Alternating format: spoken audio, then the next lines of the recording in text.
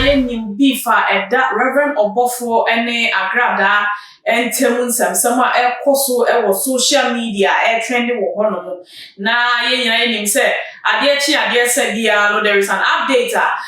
ɔmo ba ko de bɛbɛ ne na kyerɛ sɛ wetuma na yɔnko na we so ato ama ne yɔnko na ɛno ɛna ɛnam so manansenya ntemu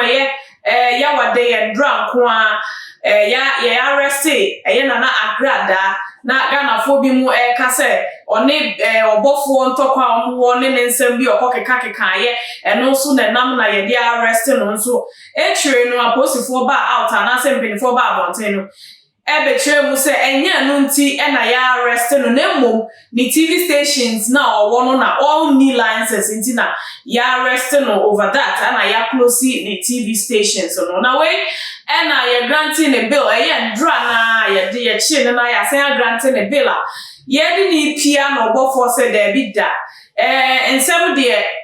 beef yi ba ye waka bi pa waka akoka se minim ye osofo apleku my daughter ewo ni hu bi waya be ye me yire ni me mma nyina ka ho nti na nya ade a me ba be ma wakofri nti ene kwan na no ha wo pi asa wura dem na wo pi ni asa aka cho sasa wo chi kofa de o dem reme nti ene otu ni na ba kusi abonta no se emfa ba ko na nka wo san fa rem ba na me nkwala no so me fa ntum bio na we na obofo asan so amaya arrest ye mame agrada bio asan pa to prison as say no womu gusu a asem no waloje ne complain di ama court a womu be di court nsem na we na enkrofo so edinam so Ghana de onim se BBC a ehọ na manfo so edinya kwan de o trending issues na no na enkrofo bi mpaprantie bi ni ma mefo bi be go social media se wa wonim se agrada aye wazada na garisike a woye double money ya woye wa wedi usika komano na wedi wanye ne asase oye edema obia no make sure say wodi wo complain ebe brom no mo de be ma BNI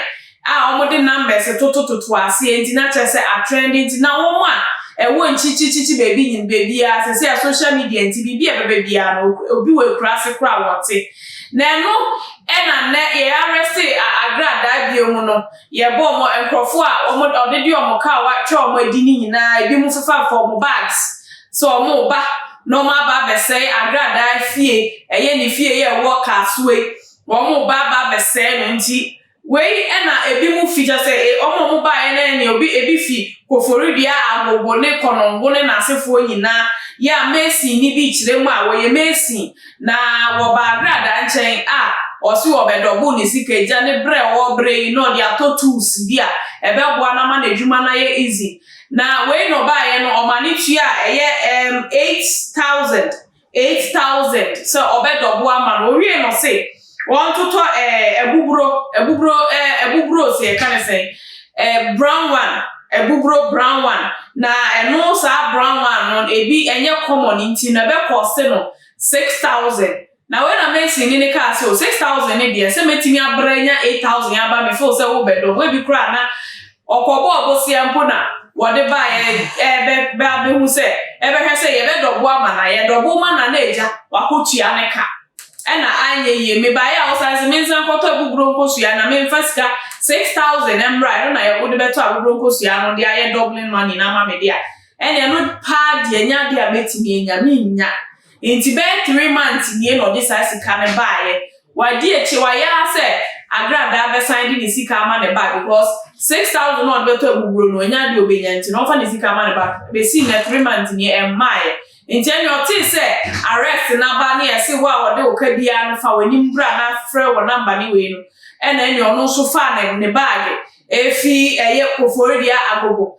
se obo modin ahomrache ena obedu kaso ahono ni fie hono 6:30 anopa we na enye ono nko anso na je say hairdresser ni bi nso ono nso edi 8000 sa eba minim sa agrada ni sika na 8000 we twa to oji nya mepe nanim ono nso de 8000 sa ena de ba ya anko ono so bepe double money bi na anko wode abie ne shop mu akofa wig ne niam aye ne shop big time as a classic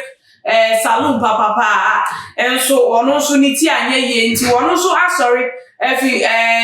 konongo abomodin ababedu agrada fie honom na efi ho na another taxi driver enso eka say na danfo bi wode ne ba ye obeja no enim say